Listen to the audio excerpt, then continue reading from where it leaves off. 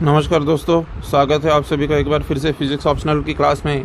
और ये शायद 57th क्लास है, if I am not wrong. Okay, so welcome to this class. और आज हम moment of inertia of thin rectangular lamina निकालने वाले हैं।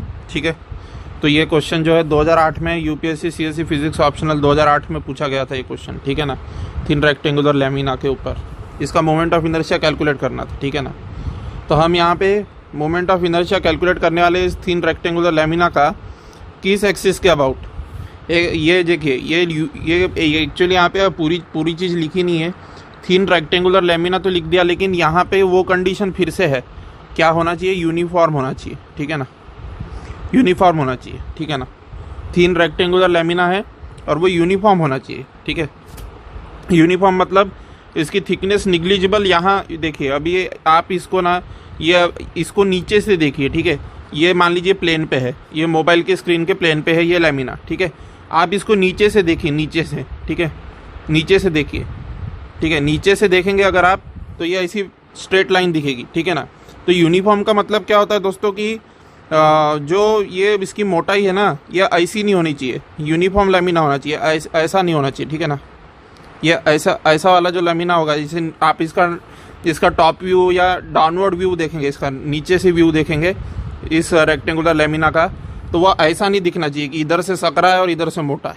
ठीक है ना, सारी तरफ से इक्वली पतला होना चाहिए। ठीक है ना, ठीक है, और इतना पतला होना चाहिए कि जैसे ह्यूमन हेयर की थिकनेस माइक्रोमीटर में होती है ना, वैसा वो माइक्रोमीटर में उसकी थिकनेस होना चाहिए।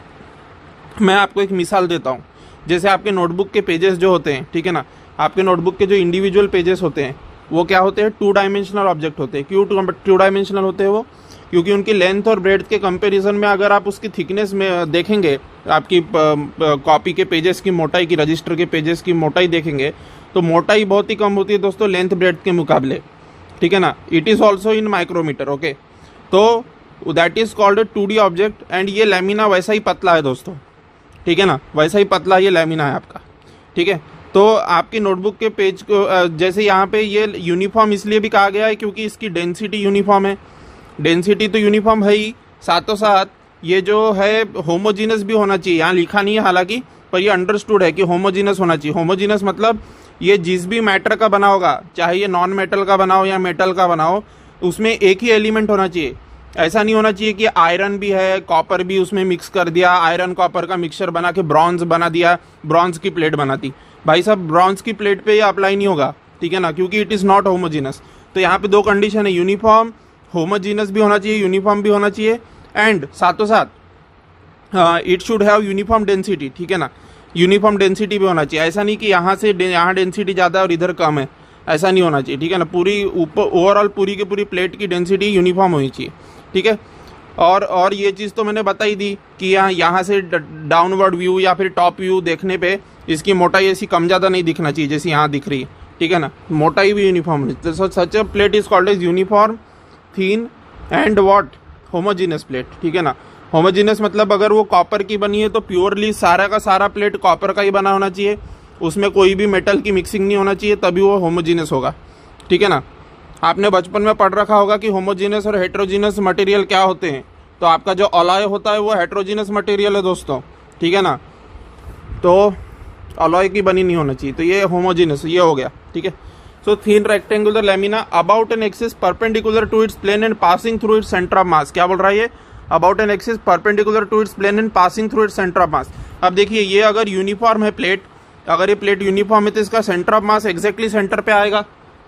ठीक है ना, रेक्टेंगुलर प्लेट है ये, यहाँ से लेके यहाँ तक इसकी ब्रेड्थ कितनी बी है, सॉरी ये लेंथ होना चाहिए बी, लेंथ बी है और ब्रेड्थ ए है। ठीक है ना, क्योंकि जो रेक्टेंगल की लॉन्गर साइड होती है उसको लेंथ कहा जाता है, तो B will be length as it is the longer side, और जो ब्रेड्थ होती है वो शॉर्टर साइड होती है, तो A will be the breadth because A is shorter. ठीक है ना, दिख रहा है फिगर में। तो हमको निकालना है about an axis perpendicular to its plane. अभी देखिए दोस्तों, ये जो एक्सिस बनी हुई है ना, ए बी एक्सिस यहाँ पे, ठीक है, ये जो ए बी एक्सिस यहाँ पे बनी हुई है, कौन सी ए बी एक्सिस, ये जो दिख रहा है आपको, ठीक है, दिस ए बी एक्सिस। ठीक है ना, this A B axis, this is not the axis which has been described here. ठीक है ना, this is different axis. Actually this is axis parallel to the side of the rectangular plate. ठीक है ना, breadth के parallel वाली side है ये, साइड के पैरेलल वाली एक्सिस है ए बी, और एक बी के पैरेलल भी एक ऐसी एक्सिस आएगी जो यहाँ दिखाई नहीं गई है, वो इस तरीके से होगी, ठीक है ना। Let that be X Y, ठीक है ना, या कोई भी अनापशर आप मान लो, एम एन मान लो, एक्स वाई मान लो, कुछ भी मान लो, ठीक है। तो ए बी जो है परपेंडिकुलर है ए को, और जो आपका एक्स वाई एक्सिस है वो परपेंडिकुलर है, नॉट परपेंडिकुलर, पैरेलल है, ठीक है ना। ए बी जो एक्सिस है वो पैरेलल है ए साइड को, और जो आपका एक्स वाई एक्सिस है वो पैरेलल है बी साइड को, ठीक है ना। तो यहाँ पे कौन सी एक्सिस की बात कर रहा है दोस्तों? About an axis perpendicular to its plane. अब इसका प्लेन का परपेंडिकुलर का मतलब बताता हूँ मैं, ठीक है ना। ये तो पैरेलल का मतलब बता दिया मैंने, पैरेलल टू साइड्स वाली कौन सी एक्सिस होगी वो बता दिया मैंने, ठीक है ना। पैरेलल टू साइड्स वाली एक्सिस मतलब जैसे ये ए बी एक्सिस है, या फिर जो एक्स वाई एक्सिस जो आप इधर ड्रॉ करेंगे या ऐसी, that those will be parallel two sides, ठीक है ना। पर यहाँ पे क्या बोल रहा है? Perpendicular to the plane of the lamina, ठीक है ना, and passing through its centre of mass. मतलब ऐसी एक्सिस जो कि सेंटर ऑफ मास से पास करेगी, लेकिन यहाँ से ये आपके मोबाइल डिवाइस के स्क्रीन के परपेंडिकुलर होगी। ये काले पॉइंट से निकलेगी एक्सिस आपके डिवाइस के प्लेन के परपेंडिकुलर, और चीरती हुई बाहर आएगी, इस काले पॉइंट से चीरती हुई बाहर आएगी आपके मुंह की तरफ, वो एक्सिस होगी about an axis perpendicular to the plane, मतलब कि लेमिना के प्लेन के परपेंडिकुलर, ठीक है ना। ये आप यहाँ से काले पॉइंट से चीरते हुए आपके मुंह की तरफ आ रही है, वो एक्सिस क्या होगी? Perpendicular to the plane of the lamina. और पास कहाँ से कर रही है? सेंटर ऑफ मास से पास कर रही है, ठीक है ना। So such an axis is described over here, ठीक है। तो 2008 में पूछा गया था, निकालना था ये, ठीक है ना, कि about an axis perpendicular to its plane and passing through its centre of mass, ये निकालना था मोमेंट ऑफ इनर्शिया हमें इस प्लेट का, ठीक है ना। मतलब सी से मोबाइल की स्क्रीन को फाड़ता हुआ बाहर आती हुई जो एक्सिस होगी परपेंडिकुलर, बिल्कुल। अगर मैं इसका इस तरीके से व्यू बनाऊँ, ठीक है ना, सॉरी इस तरीके का नहीं, मैं आपका बता देता हूँ कि किस तरीके के एक्सिस एक्सपेक्ट कर रहा है वो, ठीक है। किसी को समझ में नहीं भी आया होगा तो मैं बता देता हूँ, ठीक है ना। देखिए, ये मान लीजिए आपकी प्लेट है, ठीक है। ये प्लेट को कहाँ से देख रहे हो आप? इधर से देख रहे हो, ठीक है। प्लेट को इधर से देख रहे हो तो ऐसी दिखेगी, ठीक है ना। तो ऐसी दिखेगी, तो ये वाली एक्सिस की बात कर रहा है वो, ठीक है। ये वाली एक्सिस की बात कर रहा है, मतलब जो परपेंडिकुलर, ये सेंटर ऑफ मास है इसका प्लेट का। अब ये प्लेट को आप ये 45 डिग्री के एंगल से देख रहे हो तो ये ऐसी दिखेगी, ठीक है ना। अब ये ऐसी दिखेगी नीचे से, और 45 डिग्री के एंगल से ऐसा देख रहे हो, ठीक है। तो ये कैसी दिखेगी? ये ऐसी दिखेगी। अब ये 90 डिग्री का एंगल होगा, ठीक है ना। ये प्लेट के ये डायगोनल हो गए रेक्टेंगल के, ये रेक्टेंगल के डायगोनल हो गए, और ये परपेंडिकुलर होगा, ये वाली एक्सिस जो है इसके प्लेन के परपेंडिकुलर है। इसका प्लेन कहाँ लाया कर रहा है? ये है इसका प्लेन, ठीक है ना। मतलब ये इस तरीके से है कि ये वाला जो पार्ट है ये आपके मोबाइल के स्क्रीन के पीछे है, ये वाला पार्ट जो है ये मोबाइल के स्क्रीन के आगे है, ये वाला आगे है और ये चीरता हुआ पीछे जा रहा है मोबाइल के स्क्रीन के, ये वाला आगे है और ये चीरता हुआ पीछे जा रहा है। मतलब ये इस तरीके का ऑब्जेक्ट है, ठीक है ना। इस तरीके से 45 डिग्री पे देख रहे हैं, तो ये वाली एक्सिस की बात कर रहा है वो, ठीक है ना। About an axis perpendicular to its plane, about an axis perpendicular to its plane and passing through its centre of mass. समझ में आ गई बात? होपफुली आ गई होगी बात समझ में, कौन सी एक्सिस की बात कर रहा है, ठीक है ना। अब देखिए दोस्तों, हमने अगर पिछले क्लासेस का आपको याद होगा तो हमने एक चीज़ पढ़ी थी। क्या चीज़ पढ़ी थी? कि जब भी 2 डायमेंशनल ऑब्जेक्ट होगा, 2 डायमेंशनल ऑब्जेक्ट यानी क्या? जैसे कि ये लेमिना है, ठीक है। 1 डायमेंशनल ऑब्जेक्ट यानी क्या? जैसे कि वायर होता है, that is 1 dimensional, this is 2 dimensional. और 3 डायमेंशनल यानी क्या? जैसे स्फीयर होता है, ठीक है ना। तो जिसमें ओनली लेंथ के अलॉन्ग मास डिस्ट्रीब्यूटेड होगा, that will be 1 dimensional object. जिसमें एरिया के अलॉन्ग मास डिस्ट्रीब्यूटेड होगा पूरे एरिया में, दैट इज 2 डायमेंशनल ऑब्जेक्ट। और 3 डायमेंशनल ऑब्जेक्ट जिसमें वॉल्यूम में डिस्ट्रीब्यूटेड होगा मास, ठीक है ना। सो यहाँ पे ये 2D लेमिना है, ठीक है। अब ये 2D लेमिना है, तो मैंने एक चीज़ आपको बताई थी पिछले क्लासेस में कि दो थ्योरम पढ़े थे हमने। क्या पढ़े थे? थ्योरम ऑफ पैरेलल एक्सिस पढ़ा था और थ्योरम ऑफ परपेंडिकुलर एक्सिस पढ़ा था, ठीक है ना। तो मैंने आपको ये क्लियरली बताया था कि जो थ्योरम ऑफ पैरेलल एक्सिस होता है, theorem of parallel axis 1D, 2D और 3D तीनों प्रकार के ऑब्जेक्ट पे लगता है थ्योरम ऑफ पैरेलल एक्सिस। लेकिन जो थ्योरम ऑफ परपेंडिकुलर एक्सिस होता है, मैंने ये बात स्पेसिफिकली बताई थी कि 2D ऑब्जेक्ट पे ही लगता है, ठीक है ना। ये पीछे देखिए, ये देखिए, ये थ्योरम ऑफ पैरेलल एक्सिस, ठीक है ना। This is applicable to 1D, 2D and 3D, all type of object, ठीक है। And theorem of what? Theorem of perpendicular axis, this is just applicable to lamina, ठीक है ना। So theorem of perpendicular axis जो है वो only 2D object पे apply होता है, ये हम बता चुके हैं पिछले क्लासेस में, ठीक है। तो देखिए, अब यहाँ पे स्थिति ऐसी बन रही है कि जो आपकी जो एक्सिस जो बोली गई है, ठीक है ना, जिस एक्सिस के अबाउट आपको मोमेंट ऑफ इनर्शिया निकालना है, वो एक्सिस इस प्लेन इस फिगर में ड्रॉ नहीं कर पाते हम। टू डायमेंशनल होता है क्योंकि हमारी ड्राइंग, तो हम ड्रॉ नहीं कर पाते। लेकिन एक थ्योरम मान लीजिए एक परपेंडिकुलर एक्सिस है, सेंटर ऑफ मास से निकल रही है, आपके डिवाइस की स्क्रीन को चीरते हुए आपके मुंह की तरफ आ रही है, ठीक है ना, परपेंडिकुलर है, ठीक है। So such axis is called as Z axis, ठीक है ना, वो जेड एक्सिस है मान लीजिए, ठीक है। ये ए बी एक्सिस है, ये सी डी एक्सिस है मान लीजिए, और ये वाली perpendicular axis. What about the theorem of perpendicular axis? तो थ्योरम ऑफ परपेंडिकुलर एक्सिस ये बोलता है कि मोमेंट ऑफ इनर्शिया जो ए बी के अबाउट होगा, ठीक है ना, उसमें ऐड करेंगे जो moment of inertia C D के अबाउट होगा, तो किसके अबाउट मिलेगा?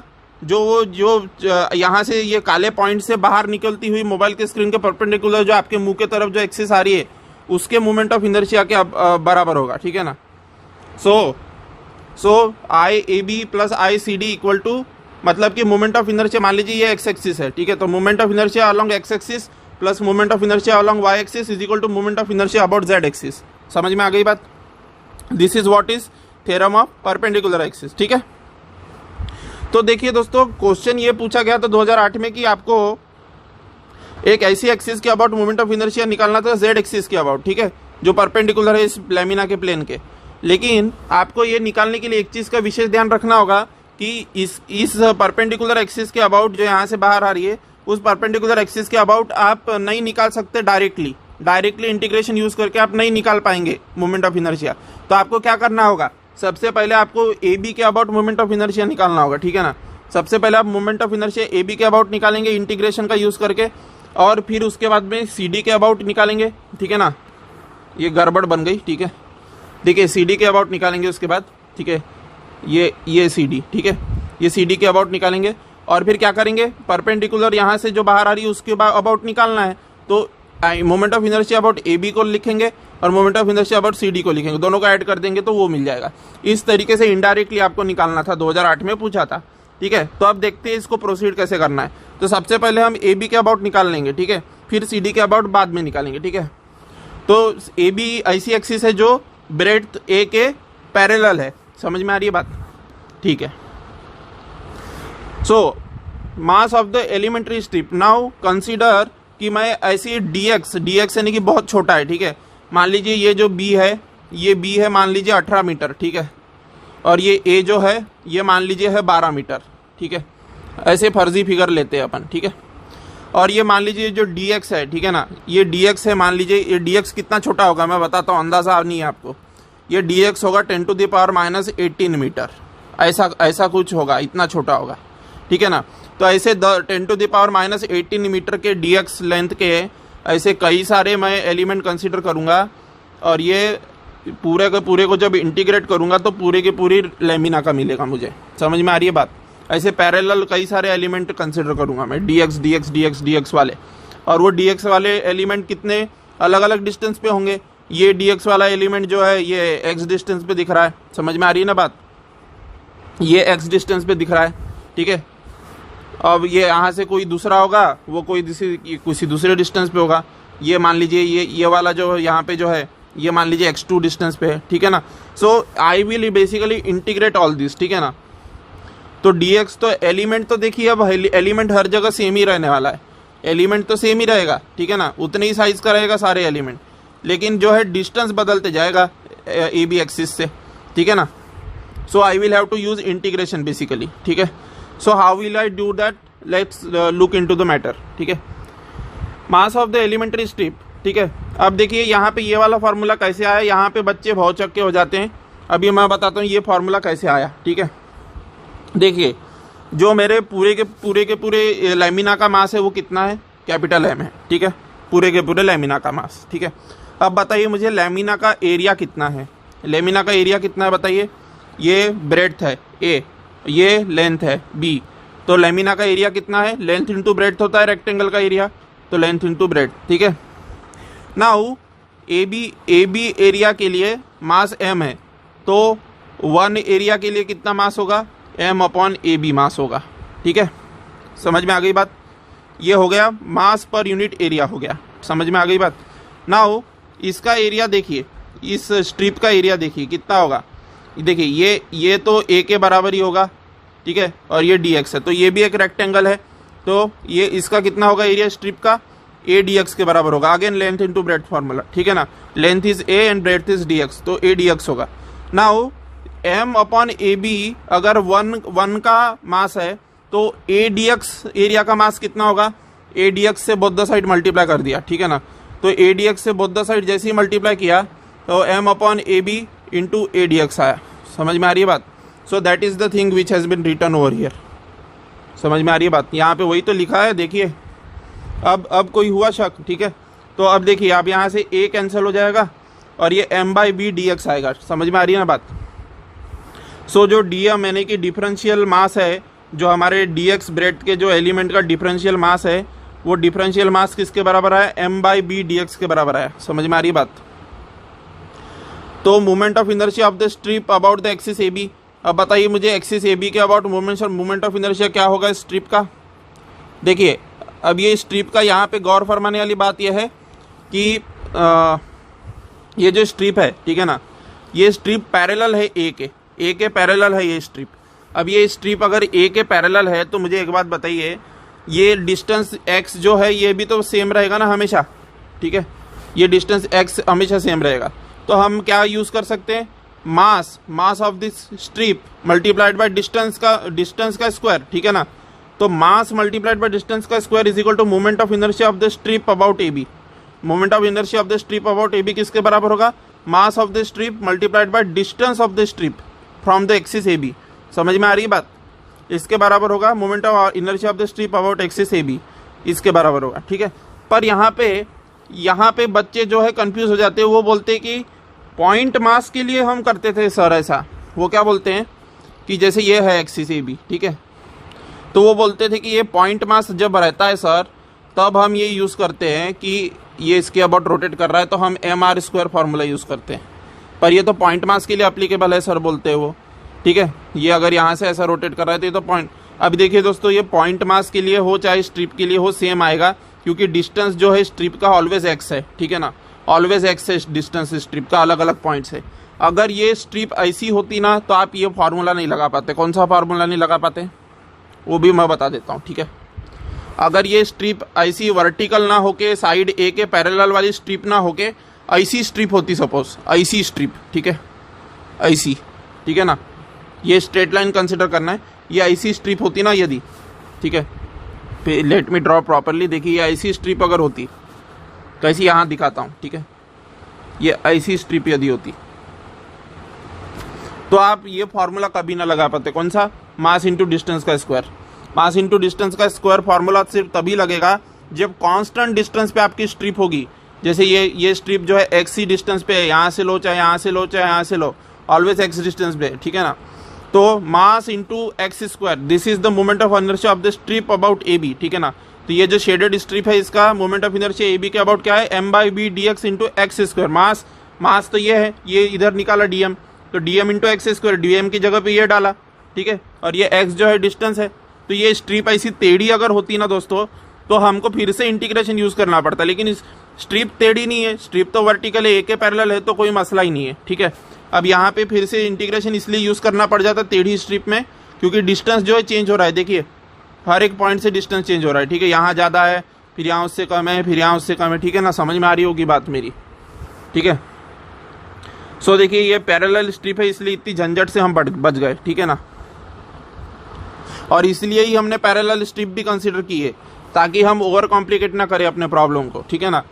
सो moment of inertia of the strip about axis A B, moment of inertia किसके बराबर होगा, D M into X square, ठीक है ना, इसका मास कितना डी एम है और डिस्टेंस कितना एक्स है, तो D M into X square हो जाएगा। Now D M into X square, D M की जगह पे ये सब्सटीट्यूट कर देंगे M by B D X, तो M by B D X substitute कर दिया, ठीक है ना, और इंटू एक्स स्क्वायर आया, ठीक है ना। So I finally wrote this thing, ठीक है, M by B D X into X square. समझ में आ रही ना बात? So this is the moment of inertia of the strip about axis A B, ठीक है। Now moment of inertia of the lamina, अब लैमिना का निकालना है, अभी तो स्ट्रिप का निकाला, अब लैमिना का निकालना है अबाउट एक्सिस ए बी। अब लैमिना का यदि एक्सिस ए बी के अबाउट निकालना है तो क्या करना पड़ेगा, मुझे इंटीग्रेशन करना पड़ेगा ऑब्वियसली, ठीक है ना। अब इंटीग्रेट किसको करेंगे ये भी जरा सोच लेते हैं, ठीक है। अब स्ट्रिप का moment of inertia about axis A B निकालना है। अब यहाँ पे देखिए दोस्तों, एम और बी तो कांस्टेंट है, समझ में आ रही है बात, एम और बी तो कांस्टेंट है, तो क्या वेरी कर रहा है, एक्स ही तो वेरी कर रहा है ना भाई। ये एलिमेंट लोगे तो एक्स अलग आएगा, ये एलिमेंट लोगे तो एक्स अलग आएगा, ठीक है ना, ये एलिमेंट लोगे तो एक्स इधर इतना आएगा, ठीक है। तो X will differ according to the element, ठीक है ना। सो मैं किस चीज़ को इंटीग्रेट करूंगा फिर, अगर मेरा वेरिएबल सिर्फ एक्स है अगर, तो मैं एक्स को ही इंटीग्रेट करूंगा ना भाई, ठीक है ना, क्योंकि एम और बी तो कांस्टेंट है, ठीक है ना। तो moment of inertia of the lamina about axis A B, about axis A B जो मोमेंट ऑफ इनर्शिया होगा लेमिना का, ठीक है ना, वो किसके बराबर होगा, आई वाई, ठीक है, आई वाई के बराबर होगा ए बी के अबाउट, ठीक है ना। इसको आई वाई मान लिया मैंने, ठीक है ना, इसको आई वाई मान लिया, तो ये क्या होगा दोस्तों, ये आई एक्स होगा, ठीक है ना, ठीक है, ये यहाँ से पास कर रही है, ठीक है, सेंटर ऑफ मास से, ठीक है। सो ये आई एक्स होगा, ठीक है। तो आई वाई किसके बराबर होगा, M by B X square D X, ठीक है। आई वाई निकाल के बाद दिखा देता हूँ, ठीक है। I Y will be equal to integration, कहाँ से कहाँ तक होगा इंटीग्रेशन, ये जो है ये आपकी जो है माइनस बी बाई टू, इस पॉइंट को जीरो मान लिया, इस पॉइंट को जीरो मान लिया, तो ये कितना डिस्टेंस है, माइनस बी बाई टू है, ये कितना डिस्टेंस है, प्लस बी बाई टू है, तो माइनस बी बाई टू से लेके तो प्लस बी बाई टू, ठीक है ना। तो किसको इंटीग्रेट करना है, इस चीज़ को, ठीक है। तो इस एक्सप्रेशन को यहाँ लिखो, M by B X square D X, ठीक है ना। नाउ एम बाई बी को बाहर कर लेना, ठीक है, एम बाई बी बाहर आ जाएगा, और एक्स स्क्वायर डी एक्स को क्या लिखोगे, एक्स स्क्वायर डी एक्स को एक्स क्यूब बाई थ्री लिखोगे, ठीक है ना, एक्स क्यूब बाई थ्री लिखोगे, और उसमें माइनस बी बाई टू और प्लस बी बाई टू अपर और लोअर लिमिट डालोगे। तो जैसे ही ये डालोगे एम बी स्क्वायर बाई 12 मिलेगा तुमको, ठीक है ना। तो moment of inertia about Y axis क्या मिला, एम बी स्क्वायर बाई 12 मिला। अब बताइए मुझे एक चीज कॉमन सेंस लगा के, ठीक है ना, अगर moment of inertia about Y axis M B square by 12 मिला है, तो moment of inertia about X axis क्या मिलेगा भाई। देखिए बहुत कॉमन सेंस की बात है, ये मैं बताता हूं, ठीक है, ठीक है।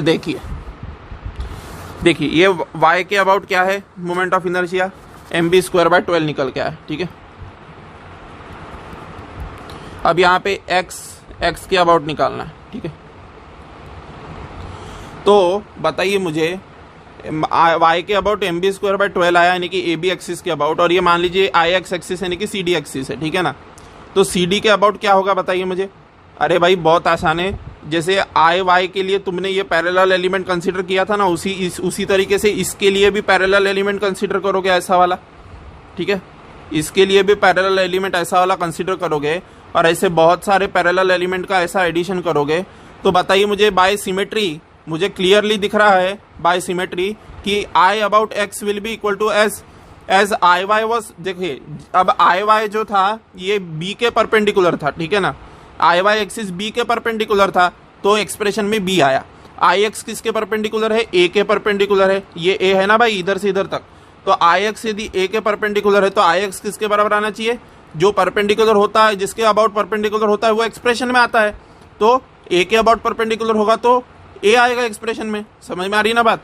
सो by symmetry and by common sense, ठीक है ना, विदाउट कैलकुलेशन, ठीक है, अगर कैलकुलेट भी करोगे ये ऐसे पट्टे लेके आड़े पट्टे, ठीक है, तो भी आपका आंसर वो एम ए स्क्वायर बाई 12 ही आने वाला है, समझ में आ रही ना बात। So I X is equal to M A square by 12 आया सिमिलरली, ठीक है। सो होपफुली आ गई होगी बात समझ में, ठीक है। सो ये ए बी के अबाउट यानी कि I Y is equal to M B square by 12 है, और सिमिलरली ये जो आई एक्स है, ठीक है, आई एक्स है उसके बराबर, उसके about M A square by 12 के बराबर है, ठीक है। नाउ जेड एक्सिस क्या होगी, यहाँ से चीरती हुई, मोबाइल की स्क्रीन को चीरती हुई आपके मुंह की तरफ आती हुई एक्सिस लेमिना के परपेंडिकुलर, ठीक है ना। So that will be Z axis, और उसी के अबाउट मोमेंट ऑफ इनर्शिया पूछा था 2008 में। तो बताइए मुझे आई जेड किसके बराबर होगा, आई एक्स प्लस आई वाई के बराबर होगा, ठीक है ना। सो आई एक्स जो है एम ए स्क्वायर बाय 12 के बराबर है bye theorem of perpendicular axis. Theorem of perpendicular axis क्या करता है, जो आपका लेमिना है वो एक्स एक्सिस और वाई एक्सिस जो होती है, ठीक है ना, उसके परपेंडिकुलर जो तीसरी एक्सिस होती है जो पॉइंट ऑफ इंटरसेक्शन से पास कर रही है और प्लेन को चिरती हुई आ रही है और इस प्लेन के परपेंडिकुलर है, ठीक है ना। तो दैट एक्सिस उसके अबाउट क्या होता था, इसका और इसके मोमेंट ऑफ इनर्शिया का सम होता था। ठीक है ना। तो मैं सिंपली सम कर दूंगा, I X plus I Y कर दूंगा, ठीक है ना। So I will get I Z, ठीक है ना, I Z actually, so I Z equal to M into A square plus B square by 12। समझ में आई बात। सो ये 2008 में क्वेश्चन पूछा था और बाद थ्योरम ऑफ परपेंडिकुलर एक्सिस लगाना था। So moment of inertia of the lamina about an axis through its centre of mass and perpendicular to its plane, ठीक है ना।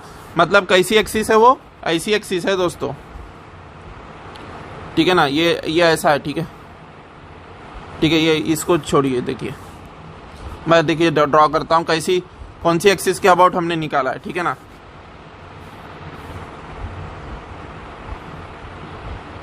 ठीक है, ये है, ठीक है, ये आपकी है। आप इसे 45 डिग्री एंगल से अपनी पेज की शीट को देख रहे हैं, समझ लीजिए। अब 45 डिग्री एंगल से देखेंगे तो ये जो है ये परपेंडिकुलर होगा ना भाई, ठीक है, ये परपेंडिकुलर हो गया। समझ में आ रही बात। So this X Y axis is, ये जेड एक्सिस है, ठीक है, not X Y, Z axis, ठीक है। So this Z axis is perpendicular to this, ठीक है। अब यहाँ पे मैं विजुअलाइज करवा देता हूँ, ठीक है। आपका ए क्या था, ठीक है ना, यहाँ देखिए मैंने इसी को 45 डिग्री एंगल पे बनाया है, ड्रॉ किया है। तो आपका ए क्या था, ठीक है, आपका ये ए था, ठीक है। ये फिर से रीड्रॉ कर देता हूँ, ये गायब हो जाता है, ठीक है, ठीक है ना,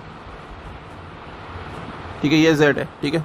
तो ये देखिए ये सब स्ट्रेट लाइन है मान लेना, ठीक है। तो ये किसके बराबर था, ए के बराबर था, ठीक है।